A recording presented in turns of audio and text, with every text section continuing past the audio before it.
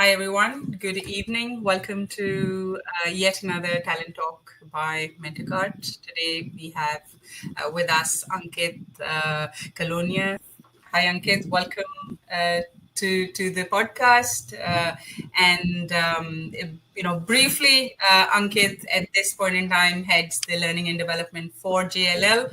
I'm sure we know what brand JLL is, and comes with 16 years of experience. There's interesting career journey there that we will hear from Ankit. So, Ankit, welcome to the podcast.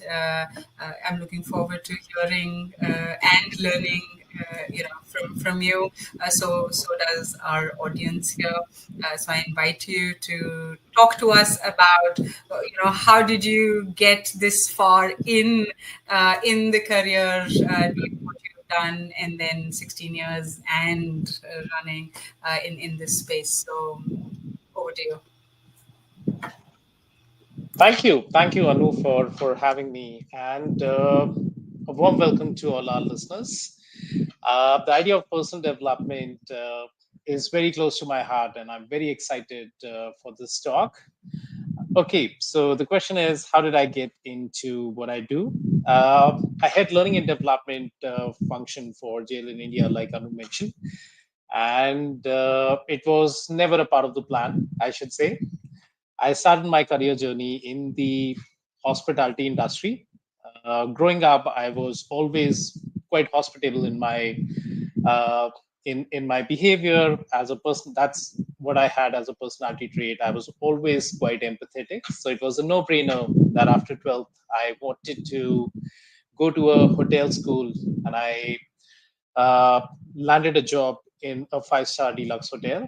And the initial 8 years I spent with in the hospitality industry, and post that, you know, as I was always an operations guy, and I joined JLL, which happens to be a commercial real estate company. And even my role at JLL was in operations. I was managing food service operations for one of our JLL's client, that's Google. And it's about 6 years ago when I was having a conversation with one of my manager, and it ended up being a career conversation where he asked me, like, what are your long-term career aspirations? What do you want to do in life? And I said, I don't know. I want to become the head of operations one day, maybe. And he navigated the conversation in a way that, Ankit, though you are a part of operations, but I see you spending more time in, uh, every time there's an incident that happens, you are busy doing a route RCA, what went wrong, how can we course correct it, how do we train our people so that something like this does not comes up in future. So I think you rather spend more time in training people than you do in managing operations. So you should rather make a career in something to do with training, and that made me thinking. So it was actually, one of my managers who pushed me and who made me thinking that learning and development could be a viable career option for someone like me. And he actually nudged me, pushed me to speak to the HR department and discuss opportunities of making a career in this field. So 2018 was the year, and it's been about 6 years. I was a novice in the field of learning and development back then, and it's been a great learning experience for a person like me. Honestly speaking, what excites me about learning and development is growing up, I was dyslexic. I did not realize it back then. But even in sixth standard, while studying to grasp concepts, it will take me a long time. You know, you generally don't really hear someone who's in eighth grade spending about 6 hours a day, studying. But then it will be hard for me to, retain knowledge. I'll take a lot of time to grasp concepts.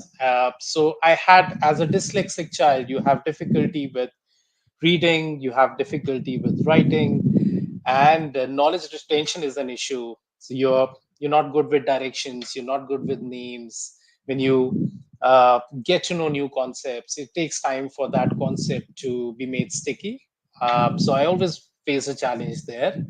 And in fact, that's what excites me. As a learning and development professional, if I think I've done a lot of experimentation with my own self, and if I can make a concept more sticky to my own self, I think that's where the interest in learning and development really lies.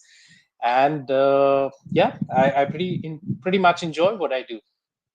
Thank you. Super. Yeah, no, that's going to be a really interesting conversation, Ankit, because I think when we apply ourselves from the experiences that we have during our life, I think the impact is significantly larger and different, right? So if you've been a learner and have faced those many challenges with the system, the process, the learning styles, so on and so forth. I'm sure, knowing what works for different ways of learning could possibly is where you're also enjoying the role and the shift, right?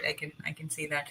Perfect. So yeah, and keep bringing those experiences. I think that's far more valuable than us discussing some academic topics. I'm sure young career Yes. aspirants would truly value that, right?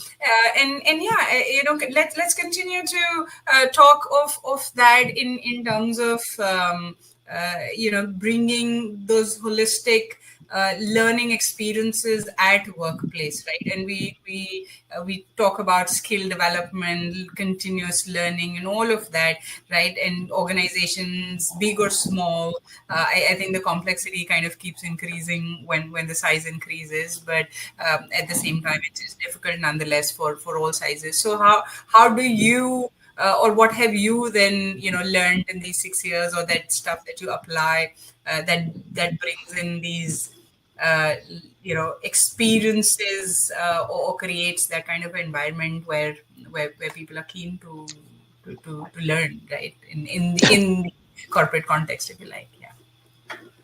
Yep. So I think there's a lot of change that has really taken place in the past 5 to 6 years.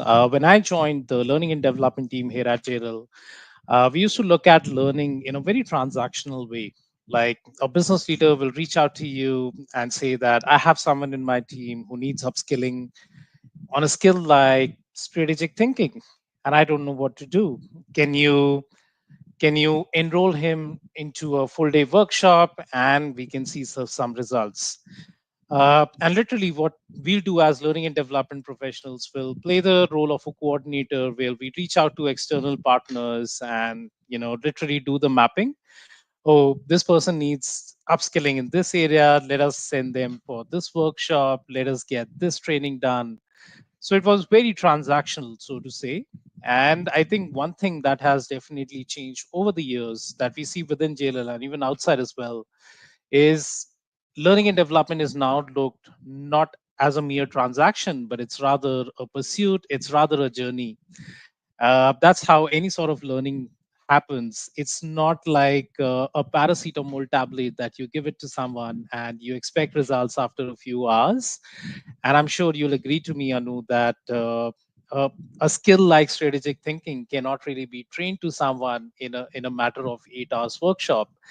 It rather needs a blended learning approach because that's how we learn. We learn through education, we learn through experience, we learn through the environment that we are in, and we also learn from exposure, right? And that's what true learning really is. And that's one big change that we've seen in the past 5 to 6 years. So, uh, where the idea of learning journeys is quite prevalent now, and it's more to do with what are those development needs that we have and how can we put that together in the form of a learning map that happens over a period of months that involves a blended learning approach. It involves learning from an instructor, it involves learning from a mentor that's assigned to you, it involves some capstone projects or some live assignments that you do. and you get to experience or you get to apply some of the concepts that you've learned. It's also about learning through e-learning modules that are assigned to you that you can complete as per your own convenience, and it's about learning with the help of a coach. So it's not really a one-size-fit-all approach, I feel, and I think that's how we learn anything. Be it a language, be it a skill, you need a blended learning approach. Also, to make learning programs engaging, what I feel is the WIFM factor is really important. If I'm putting together a learning map and if I'm assigning a learning program to a specific audience, if towards the beginning of the program I am not able to clearly articulate what's in it for you, right? How this program will really help make your job easier, will really help make you more productive, will really help have those difficult conversations that you struggle having with the client. How this can really help you manage your teams better and get more work done. If you're not able to clearly articulate what they are, what they will be getting towards the end of the program, if I'm not able to answer the question what's in it for you, I think our job as learning and development professional doesn't get really justified, right? We'll rather be able to make programs more engaging if we think about the WIFM factor, and if you are able to strike that balance between where the participant really feels that they are currently, and where we intend to reach. This I often use this analogy, like you say the word coach, and it has a beautiful meaning to it. The word coaching actually comes from coach, the literal meaning being a bus. A coach means a bus, right? That picks you from one place and takes you to your desired destination. And I think that's what we do as learning and development professional. We pick people from their current reality and take them to the desired destination. So if I'm not able to really project that shift in terms of behavior, in terms of performance at the beginning, I don't think we'll be able to succeed in engaging the participants in the programs that we assign to them. So blended learning approach it is, and also answering the question, what's in it for you? Super. No, that's. I think one would look at it and say, oh, of course, that's simple, right? I'm sure there's more to it than just that. And the next question then is in these scenarios that you create this, and we're not talking, uh, three courses or 20 people, right? We're talking organization, and I'm sure any question can then be brought to a question of culture. But what are the challenges? Why do you think organizations still find it hard, or the recipients still find it hard uh, to be on this continuous learning journey, right? We talk about this. Everyone talks about upscaling. Everyone says that whatever has got you here is not going to right take you to the next step. So there is that element of continuously learning. What's stopping either the individual or the organization? What are those challenges that you think you've actually come across and seen, say, in the last 6 years that you've embarked on it? Well, the challenges are many, Anu, and I think that's a great question. That's made me Yeah, think. pick one if you like, or pick two if you like. But yeah, given that there's a time constraint, but yeah, why not?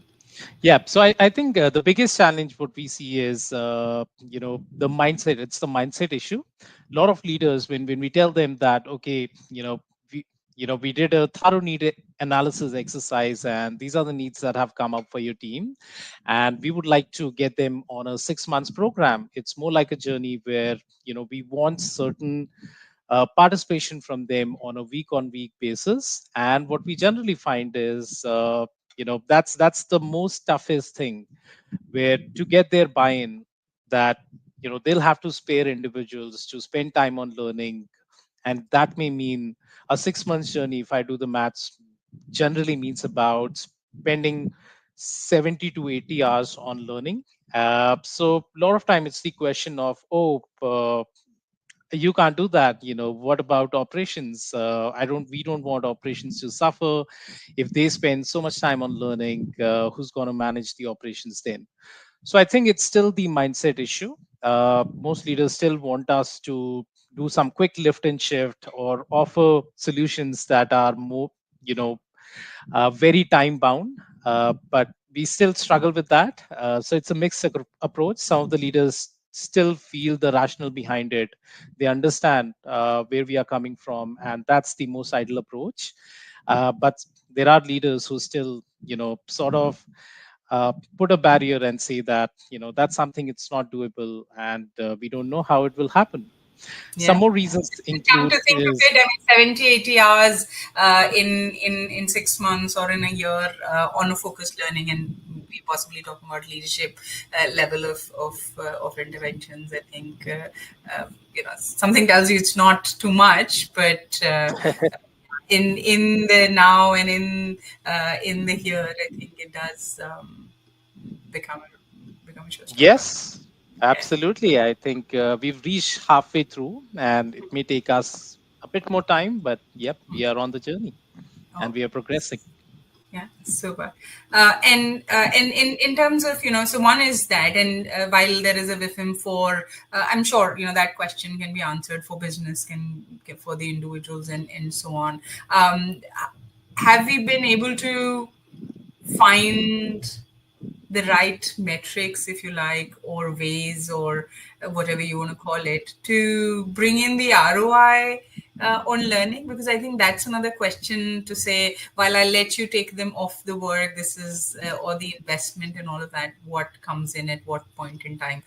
Now that's I think that's a very difficult question in terms of, learning, and something that's while it gives you tangible results, it's over a period of time, and there are a lot of environmental factors or other things. How do you, in your experience, I think, how do you answer, or how do you solve for that? It's not just whether we have an answer, but the idea is, how do you solve for that question? Because I think if there was a ROI answer to it, maybe convincing the leaders could just be a little bit easier, I think.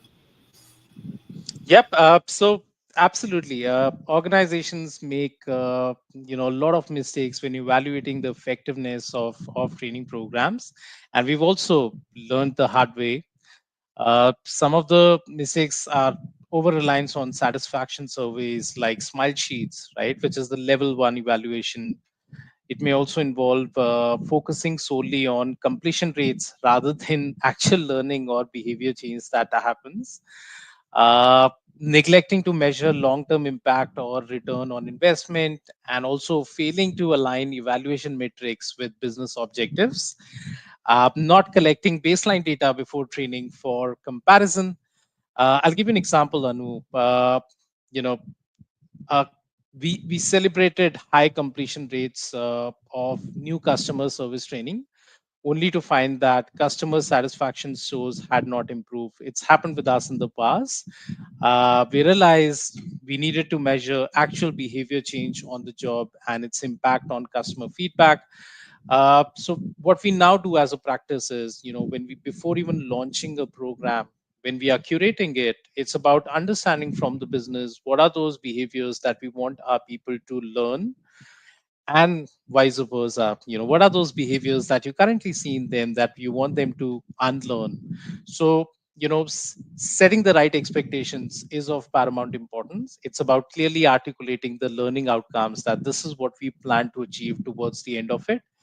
And then when it comes to evaluation, we generally follow the Kirkpatrick model, where the first step is, of course, reaction, where understanding from the learners, did you find it engaging, how was your learning experience? And many organizations only reach that level, and you know that's what they sort of publish as well. But I think going to level 2, which is more about learning, you know it may involve introducing quiz at a later stage, understanding how knowledge retention has taken place, and it's definitely shouldn't be introduced right after the intervention, maybe sometime down the line. You go about, taking a real check on the learning retention. That's level 2. Level 3 is behavioral change, again, which cannot really be judged instantly, but it's about 2 months down the line, 3 months down the line, seeking feedback, not just from the learners in this case, but also from the environment they are in. It's about reaching out to their managers, it's about reaching out to their leaders and understanding what's the real impact in terms of behavior change that has really happened. And in the end, I think if you do level 1, level 2, level 3 right, towards the end of it, we reach level 4, where it's about actually looking at how has it really helped the business, how many more deals have been signed, right? How have we really incrementally improved on our revenue? uh, Employee retention, how it has impacted that. Employee promotions, how many employees did get promoted, and how many of them have taken a larger role within the organization. So I think impact in a more holistic sense, Mhm. impact on business, impact on people, impact on processes and policies. I think Yeah. that's what the real metric is. Mhm. Yeah, of course. And I am assuming that there are organizations that are really invested in one in terms of what it takes to get started, and then wait or patiently kind of see the impact come out, right? Yep. And then from here, now that technology is here, and I'm not going to talk about like the latest and whatever, but in general, right, whether it's from offering solutions to training to content, everything else around this, possibly these analytics and so on, has technology made any headway, especially in the learning development space, from making it more transparent, figuring out the ROIs maybe, or data? Because I remember, from times that we possibly started, right, a lot of these were still manuals, printed, you're learning in a classroom model, I'm sure, collecting data and then figuring out what happened to each one of us and our behaviors was like a long shot. But how has it changed the shape? Has it? Is there more to do?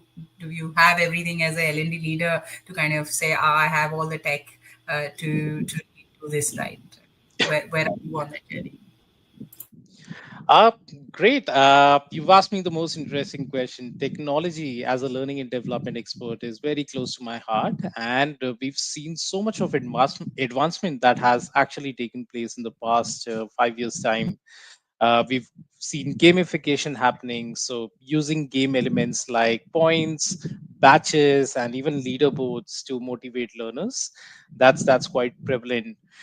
For instance, creating a cybersecurity training game where employees complete to identify and to neutralize virtual security threats.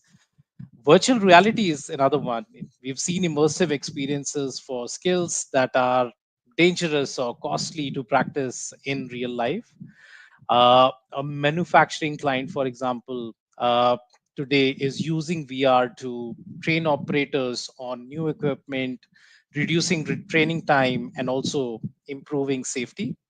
We've seen social learning platforms, tools that enable peer to peer learning to take place and also encourage knowledge sharing. So, cross pollination is a key word today in the learning and development domain. We at JLL have implemented a platform where employees could create and share, uh, you know, their queries, and you get inspiration from within the organization. So we have a total of 110,000 people all across the globe, and it's similar to how a Quora.com works, where you go to the portal, you post your question, and somewhere around the world who's been there, who's done that, will help you with your with the response. Imagine at Quora you don't have any direct connection with that individual, but then still they are motivated enough to help you out.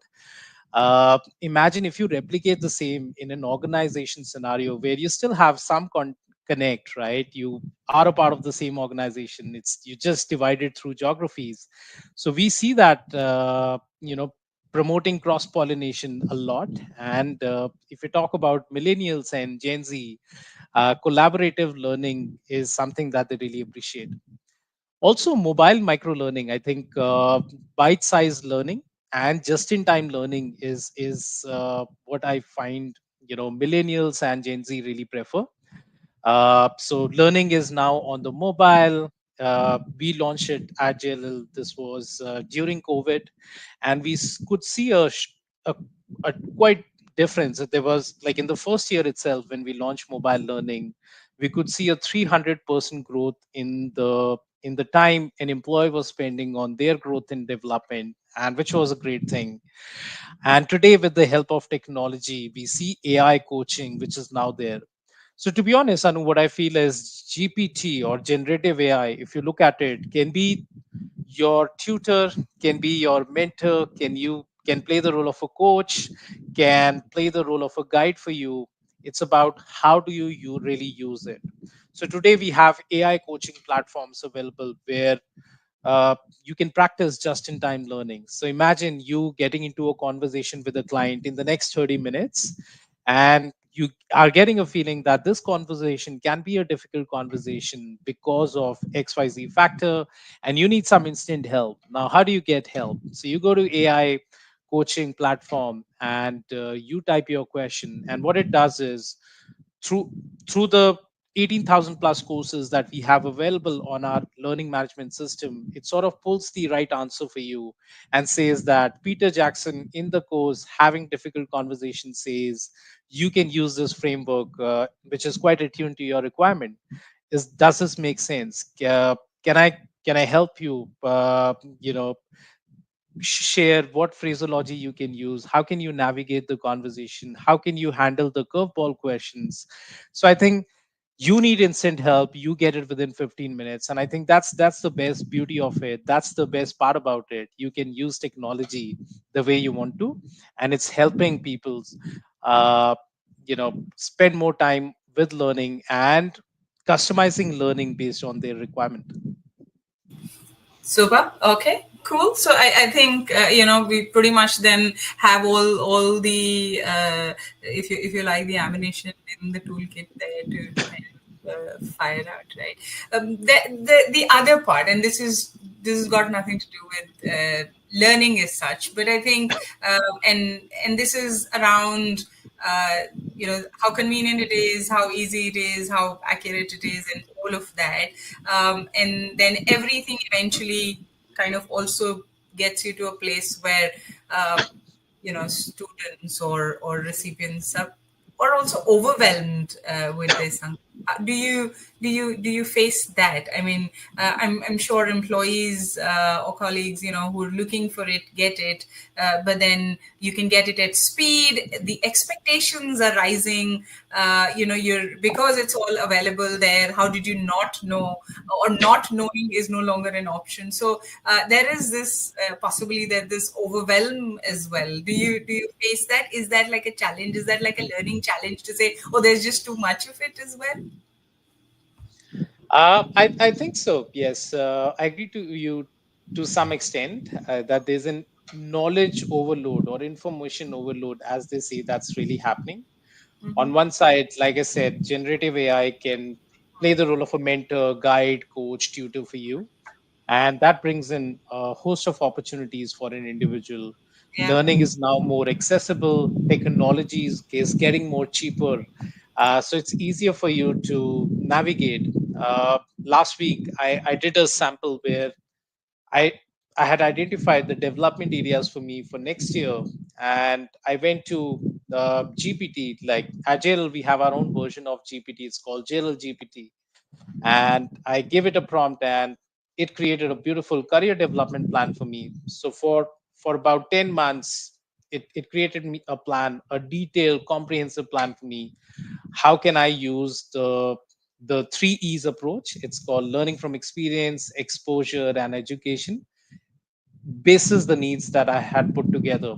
And I think it can do a great job, but it comes with its own challenges where the first challenge is resistance to change, right? There's still a part of the population that's not very open to change. uh, gender sorry the we have a mixed group, right? It's a combination of baby boomers, it's a combination of Gen X, Gen Y, Gen Z, so different different population there. But then not everyone well is quite flexible in terms of adapting to technology advancement, so they take their own time and speed. Mm-hmm. It takes time for them to realize that it's for your benefit, and they're not very experimental, so to say, as in playing around with technology. Mm-hmm. So resistance to change is one big challenge. Information overload, we discussed, is another challenge. And maintaining focus in an increasingly distracting digital environment, I think that's the biggest challenge, which not just organizations, but every individual I'm sure. Yeah. is struggling with. True. So keeping up with rapidly evolving technology is, of course, comes up with a cost.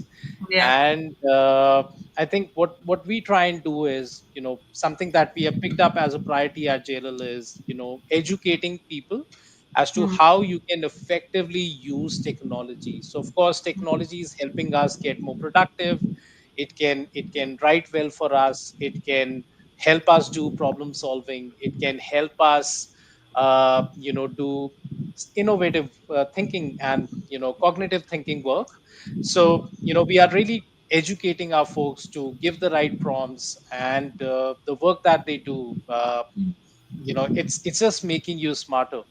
So Yeah. often the threatening question that comes, that is technology going to take our job? Well, the answer Mm. is yes, it will not take our jobs, but then it will just help us get more productive. It will help us strike a better balance between our personal life and our professional life. So I think that's the way we look at it. And at JLL, we are really focusing our efforts on educating people to use technology to their advantage, not just for learning, but for otherwise as well. Yeah. Okay. Yeah. No.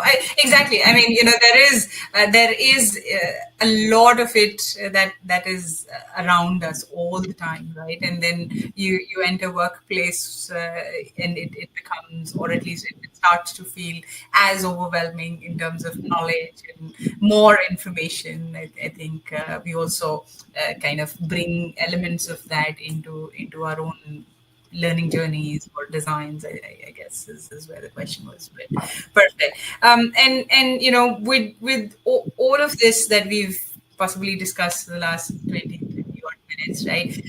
We have platforms like there are plenty of I'm sure learning management systems, and then there are skill development and skill building initiatives, and now formal organizations. MentorKart also has one such agenda. How do you see the ecosystem evolving, or where it is today to where it can be in few years from now, where orgs either are doing all of this by themselves? Do they have partners? Does it make sense? How does the talent which is coming in, the talent that has spent time in the organization, and like you said, right, the generational diversity that some orgs as JLL possibly have, can benefit or change. So how do you see some of those relationships coming up? We didn't have some of these earlier. I mean, earlier I think you just simply have trainers come and train, external or internal. But now there are organizations, like I said, like MentorKart, that fully own the skill development, give you like a skill source, and come in and kind of curate stuff. Does that work? How do you see some of that? Uh, I think there's a mixed approach. I see that organizations now have working on building a self-sustained model, like a strong talent and development ecosystem. And I'm talking about larger organizations. For example, JLL, we flipped the game in the past 5 years. 5 years back, 90% of the stuff that we do in the learning and development space was in partnership with external vendors, right? And only 10%, for 10% challenges, we had some solutions internally. And I think it's the other way around. Now we've hired our own designers, we have hired our own facilitators, program experience managers, and product leads that play the role of center of excellence for different learning products like mentoring, coaching, 360 assessment, so on and so forth, which means that 90% of the challenges we are solving for internally. So if the business leader says that I am expecting a big process change to happen next year, and this may involve we need to do some intensive change management training. So there's a dedicated learning partner who gets in touch with the business, understand what that requirement is all about. They then pass it on to an instructional designer, a team of instructional designer who then creates a whole program in place and seeks feedback from the business. They then do a train the trainer and pass it on to the facilitation team who is responsible for cascading those trainings on the ground.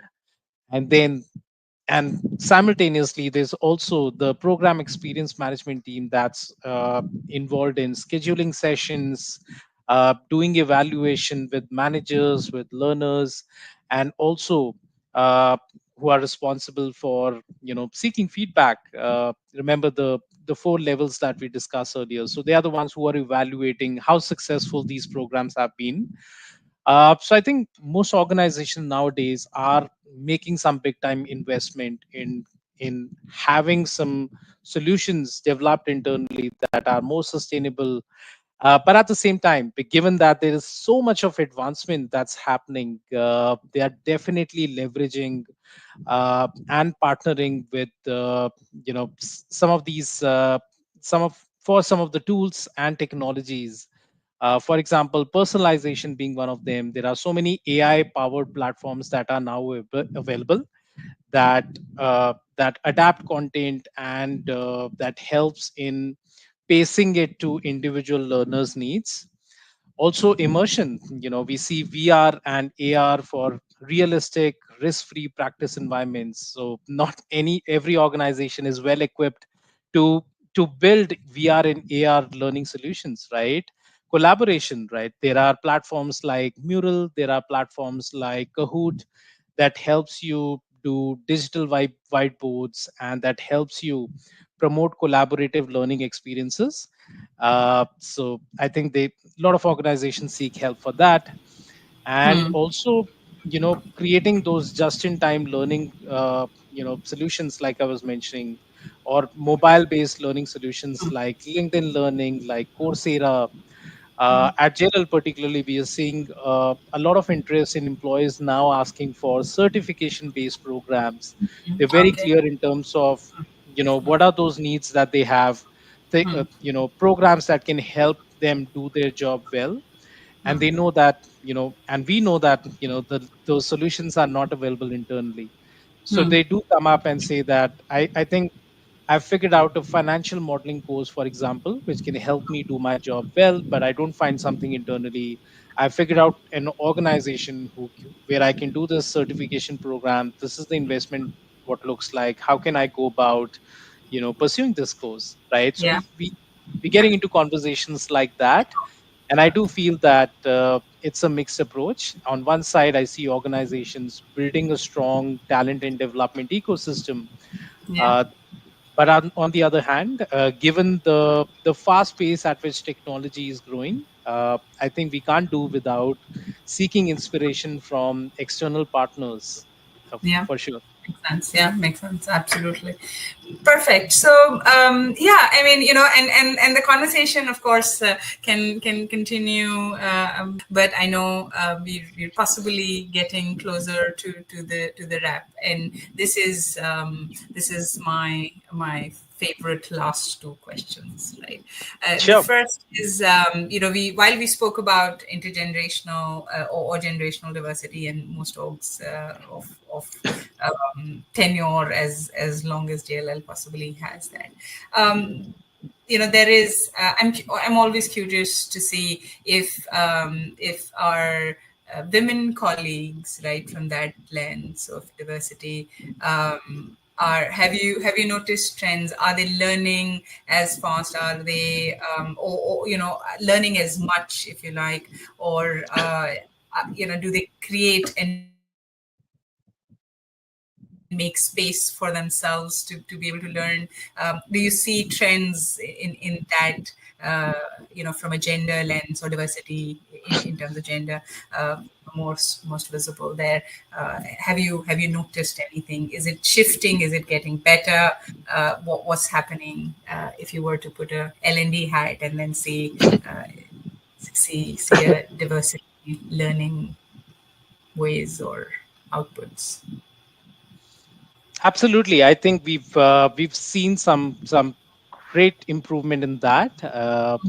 I think in the participation that we've seen from the diversity side, so to say, diversity as a topic is very close to our heart. And JLL being a commercial real estate company, I'm sure Hmm. you'll agree to me, Anu, that real estate has always been an industry which has been a very male oriented, male dominated industry, so to say. Yeah, yeah. So in the past, we've struggled a lot to convince, you know, women aspirants to say that why they should consider making a career in real estate. And we've seen the numbers really going high in the past decades, so to say. If I have to say, there's a lot of advancement that has particularly taken place in the past 10 years.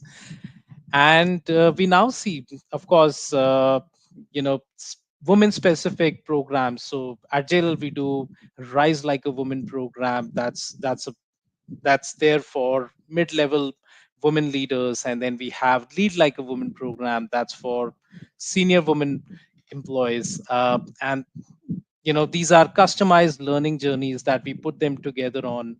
We realize that we want to see more women on leadership positions. We want to improve on our diversity ratio. And to do that, we definitely should be creating exclusive customized learning solutions for our women employees too. So at JLL we do exclusive mentoring programs for women employees, where we want to pair uh, a woman employee, a woman mentee, so to say, with a woman mentor, who can guide them as to what were the struggles that they faced initially in their career, and can give some advice. We also do exclusive programs, like I mentioned. And apart from this, I think through collaborative learning spaces, we have a lot of forums where women can work with each other and can seek some inspiration and grow within the organization. So have the have we are we hiring more women that we were doing 10 years back? Definitely. We see we've come a long way there. And even women participation in learning programs is concerned, I think through the exclusive learning solutions that we bring for them. And also in the other learning programs also, we try and make sure that we do reserve a good percentage of women participants, just to make sure that we value diversity, and that should evident in our learning practices as well. So it's working pretty well for us, and we've seen a lot of difference. That's great. Yeah, exactly. I mean, had you given me any other answer, I would have continued to harp on that point. So let's now just move to the final one. And this is particularly for our audience. And I always kind of maintain that a lot of them possibly are younger, are starting out, or in their early careers. And from your 16 plus years across, right, and in general from life, if you were to then give them advice towards how to have a meaningful career, right, not just successful but a meaningful and a long one at that, what would you tell them? And you have all of the time till we wrap. So yeah. Sure. So my advice to someone who's new or wants to make a career in the learning and development space would be, stay curious and be a lifelong learner yourself. The field is constantly evolving, so continuous self development is crucial. Also, focus on understanding business needs and align learning initiatives with organization goals. Learning and development should drive business impact, not just deliver training, so to say. uh, develop your consulting skills. Much of L&D work involves diagnosing performance gaps and recommending solutions. So, as learning and development professionals, you need to be really good in your consulting skills, right? Because that's what you're doing at the end of the day. You're hearing a lot of problems, you're hearing a lot of challenges from the business, and you are diagnosing performance gaps and recommending solutions based on that. So, similar to how a doctor understands the patient, does the diagnosis, and says that, okay, this could be the right medicine, you know, and a lot of times when the business reaches out to you, they know the problem, but they also try and give you a solution. Let's try this, that this approach might work. It's also about questioning them, is this the right approach really? So it's about, because a lot of time the business thinks that what they want is not actually what they want. So it's about taking a deep dive, also embracing data and analytics. I think it's key as a learning and development professional. Being able to measure and demonstrate the impact of learning initiatives is increasingly important, and building a strong network within and outside your organization really helps. I constantly make sure to attend a lot of these networking conferences where we get a chance to connect with like-minded folks, learning and development professionals, not just from other IPCs or other real estate companies, but all, beyond industries. uh, we have forums where we share best practices. This approach is really working well for our organization, why don't you try it? And then it's a very healthy community where we share our best practices and learn from each other. Also, building a strong network really helps. So that will be my advice for all our listeners. Build a strong network for yourself and learn from peers, and try and stay updated on industry trends. Because if you continue to follow the same approach, you may not really be able to go a long way using that. Yeah. Also, don't be afraid to experiment with new approaches and technologies, and always keep the learner experience at the center of your design. We Yeah. follow something called human-centered design at JLL, where every time we are thinking about designing a learning solution, we keep our our client, or the employee at this heart of everything that we do, and Hmm. think about how will this approach really impact the knowledge, the experience, or the overall the overall the mindset of this Hmm. individual. So I Okay. think that will be my advice for all our listeners who want to make a career in learning and development, or want to make it big in the learning and development domain. Perfect. Thank you, Ankit. That was super useful. And at the same time, a good conversation. I think we possibly picked up some very key elements, from a learning space. So once again, thank you so much for joining us. And you have a great day ahead. Looking forward. Thank you, Anu. I thoroughly enjoyed this talk, and I look forward to connecting again. Thank you. Take care. Goodbye. Thank you.